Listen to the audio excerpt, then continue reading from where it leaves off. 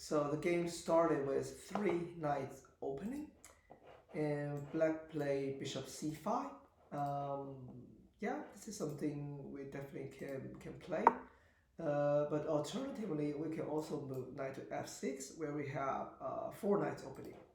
And when we play bishop c5, we need to be aware that if white take our pawn, it's a sacrifice, and later d4. And how can we deal with that? So I would say move the bishop to d6 and after take.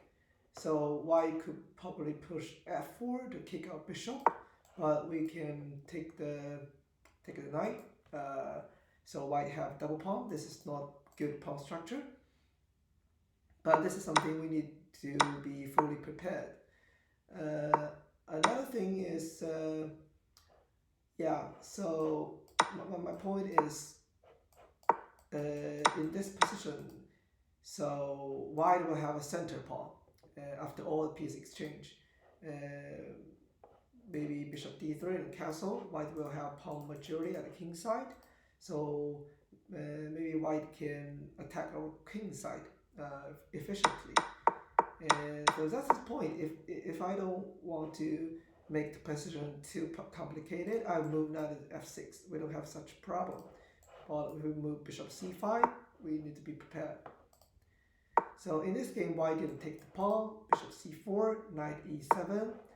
Well, I will knight to f6 instead. So I don't think knight e7 is something as good as knight f6.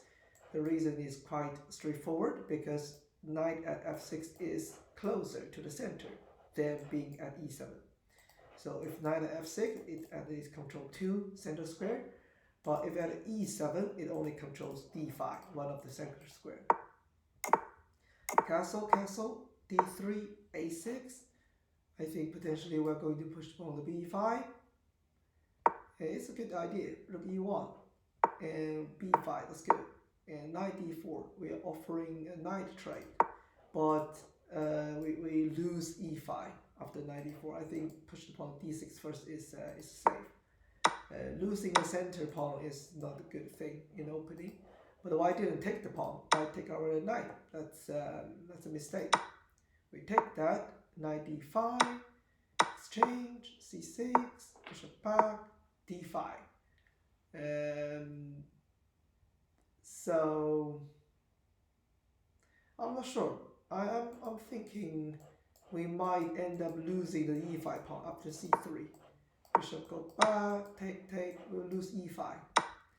So it's good to take control of the center, but we need to think about after the pawn exchange, there will be an open file or semi-open file, and who will benefit with this open file? And the answer turned out to be our opponent. So in this case, I will be very cautious to open up the file. And instead, I will move maybe d6 or queen to f6 to protect the pawn first, and bishop b7, and later d5. So d5, and okay, white didn't realize the opportunity. d4, so bishop b7, preparing c5. Yeah, c5. Bishop b4 is not good because we just kick, because c5 is our intention, right? And we just push the pawn. Rook c8. So we keep pushing the pawn. That's good. So we have expanded our space at the queen side. So that's easier for us to attack and maneuver pieces. Queen takes. I will take that with the pawn because these two pawns are connected, and the b pawn is closer to the center. Thinking about after d3, where can white put the bishop? So taking that with the queen, and no, bishop b3, of course, that's a good move. And white can potentially take back the center. If we take, and if we take the rook, bishop take, the e4 is still safe. But bishop d3, it's just give out the bishop, and we won the bishop. And now I think black is definitely winning. What? No. Why don't we take the queen? Queen c2 is a good move, because once we discover attack, that's beautiful. I missed this move. as I said, queen c2 is the good move because when we are better than our opponent in material, it's better to trade pieces to simplify the game. That makes it us easier to win. And queen c2, that's a really good move. And d3, that's awesome. And we take the queen and also make the pawn to c2. This is pass pawn. c1, b4. Okay, we pin the rook. Okay, yeah, bishop take our bishop. Yeah, so maybe take the bishop first. I mean, we are still winning. I will push pawn b3 because this pawn is protected. Rook e6, c6. Okay, we're preparing to move rook to d1, bishop d2 to block the rook d1, king d5. We activate the king. Okay, how can we convert this to win? So what I feel like is maybe we can move the rook to c4, and I would figure out a way. You see, this is all light square. Because our opponent has a dark square bishop, so when we maneuver our rook at night squares, white cannot do anything about it. And when our rook at b3, for example, we can attack c3 and also rook b1. White cannot stop rook b1 like stopping rook d1. So this is how I would convert to win.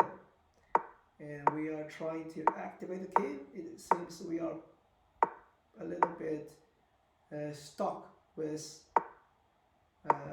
maximize our benefit. Now the e7 pawn is a little bit annoying.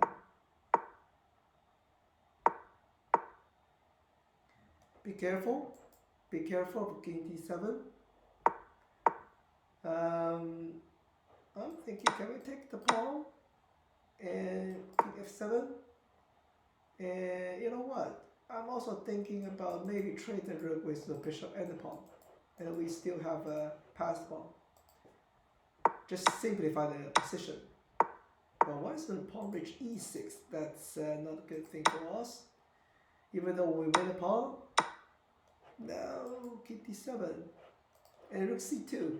It's even better. We have a problem now.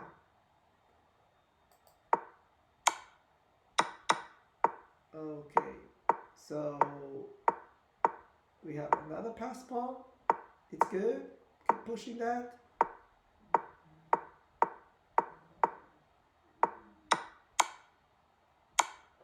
I think taking that with the king is better because our king can get closer to the c2.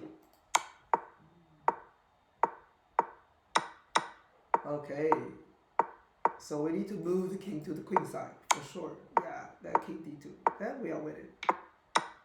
Now we are definitely winning. Okay, I don't have to analyze further. So very good game. I think we do very smartly after winning the piece. We trade the queen and d3. That's brilliant. But when we have advantage at chessboard, it's we need to think about how can we maximize the advantage, like move the rook to b file, right? And also stopping the pawn, the white pawn pushing to e7 and king to e6. That really scary. That's it.